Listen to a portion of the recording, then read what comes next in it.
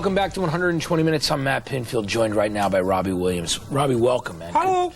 Good to have you here at the show. You're right, man. Excellent, man. Cool. Saw you the other night. You were great live, by the you. way. And let's talk a bit about the album. It's called The Ego Has Landed.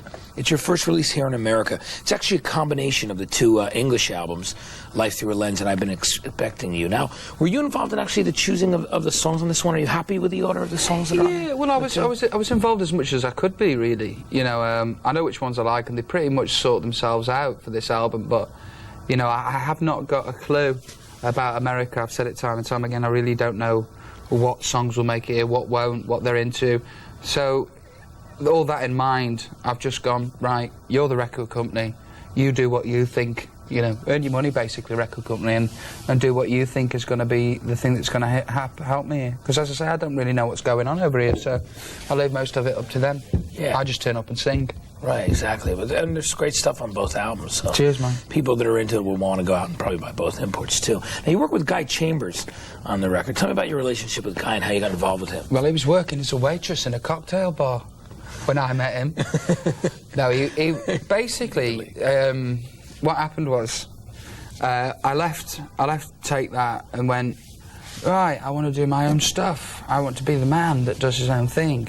And instead of doing that, I went for 2 years, really just getting off my head, really. And then the record company went, look, you've really got to start writing songs. And I went, just give me a list of people to write with then. And he was one of them. Yeah, and it worked out well. Yep.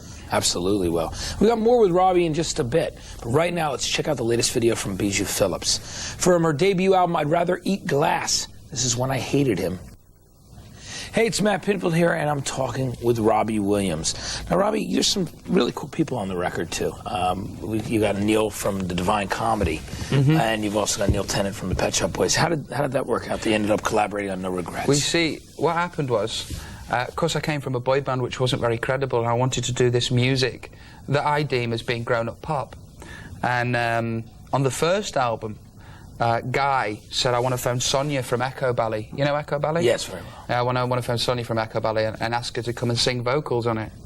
So he phoned her up, and she said, do you want to work on Robbie Williams' album, come and sing vocals? And she just laughed and put the phone down, thought he was joking. And I don't think she could think of anything worse than sing on my album.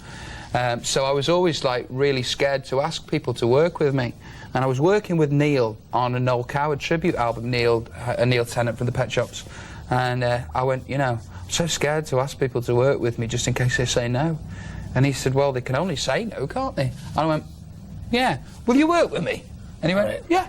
So that was how that one worked. I'm a big fan of the Pet Shop Boys. And Neil Hannon from the Divine Comedy supported us on the last tour. And he graciously said yes too, which was really nice. It was a big boost for my creative ego. Yeah, well, it worked out great. It's an excellent song, too. People will check out on the album. Still more to talk about with Robbie when we return, but let's check out right now the top 10 singles around America in alternative music this week. Welcome back to 120 Minutes. It's Matt Pinfield hanging out with my special guest, Robbie Williams. Robbie, the video for Millennium was directed by Vaughn Arnell, and he's worked with Jamiroquai and other people. The concept is great, the whole James Bond thing. Are you a big James Bond fan historically? Or? Yeah, no, I am. I really am a big James Bond fan. I mean, there was a big thing that they were saying that people in America wouldn't get the irony behind the video. Is that true? Do you think that's the truth? Have you seen the video? Yeah, What did you think? If you wouldn't have known me, if you'd have seen the video, what would you think? No, I would have definitely gotten the irony. Okay, because it's all meant to be tongue-in-cheek. Yeah. I think the thing is with James Bond is that he's terribly PC now, and that's ruined it for all us men. I mean, I'm not sexist in any way, but I prefer James Bond when that was wonderful, love. Great shag. Now get your knickers on and go and make me a cup of tea. Yeah, right. Patted the Sean Connery era, which was the best. Now it's all PC and too friendly. But, yeah, I am a big James Bond fan. And it's gotten quite, you know, a lot softer, the show. The movie as well. Now, it was actually filmed in the studios where they make all the James Bond films, too, right? Sean Connery was there that day. I just missed him, like, by seconds, but it was filmed in Pinewood. And it was great. It was great just pretending to be a hero of mine. And that's the great thing about my job, is that I get to do stuff that's really cool. Like pretending to be someone else. Yeah, no, I thought it was amazing that the song actually incorporated "You Only Live Twice," the Nancy Sinatra, James Bond theme. So was the video an afterthought when you guys were writing that song? You said, "All right, well, why don't we take it one step further when we do the clip too and work in the James Bond thing?" I can't remember how it worked really. Yeah. I think it was just the natural thing. Yeah. It's because I do a good Sean, and I think I might as well just live that out in the video. That's what I did. It worked out great. Let's check it out right now. The video for Millennium, which is the first from his American debut album, The Ego Has Landed. Here it is on 120 Minutes.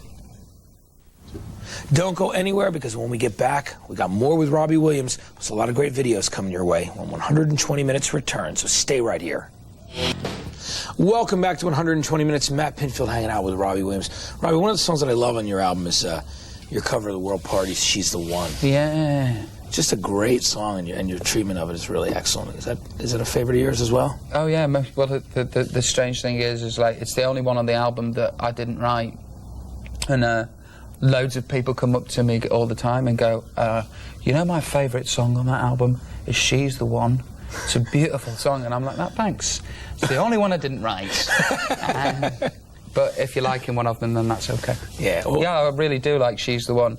I mean, last year it's on the World Party album Egyptology, which bombed, and it was my favourite album of last year or the year before, I can't remember. And "She's the One," I used to play over and over again. And you know, fortunately for me, the album bombed, so I could release "She's the One." But unfortunately for Carl Wallinger, you know, so that's why it's on there. It's a great tune. Yeah, absolutely. Maybe the next time around for him. Now, yeah. I loved in your live show, I mean, you're really playful with the audience. I mean, you have fun. It's smart pop. I mean, you do a great performance. You know, let me entertain you. I mean, that's pretty. It's just self-explanatory. God, I can't talk today. Autobiographical, a track. There we go. And I love that about it. One of the other things that's cool is the way you incorporate some old things in too. Like you did a little bit of "Hey Jude" in there by the Beatles at the end when I saw you one time. Clash's "Should I Stay or Should I Go?" Are those just old favorite songs of yours? You know. Well, I'm a great believer in give them what they want. You know, and you saw how the crowd reacted to those songs, and it was just like they instantly know them. They're coming to take me away.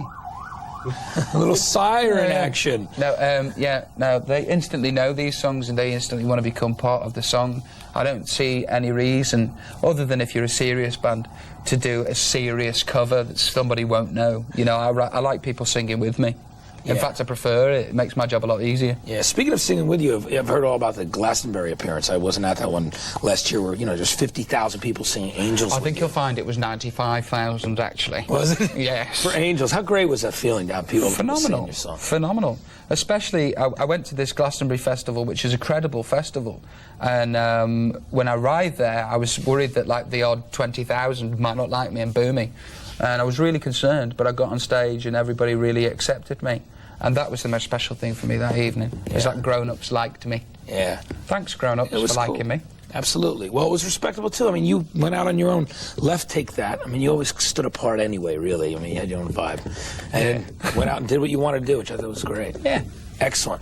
Robbie, thanks for coming by to hang with us tonight, man. It's been a pleasure. Good to have you. All right, absolutely. Okay. Anyway, people, you should check out a copy of his album, The Ego Has Landed. It's his American debut, and also go see him when you get a chance on tour. But right now, we're going to check out the latest video from Freestylers with Definition of Sound helping them out. It's from the album We Rock Hard, and it's called Here We Go, 120 Minutes. Robbie, we'll see you soon, man. All right, man. Take it easy. Thanks.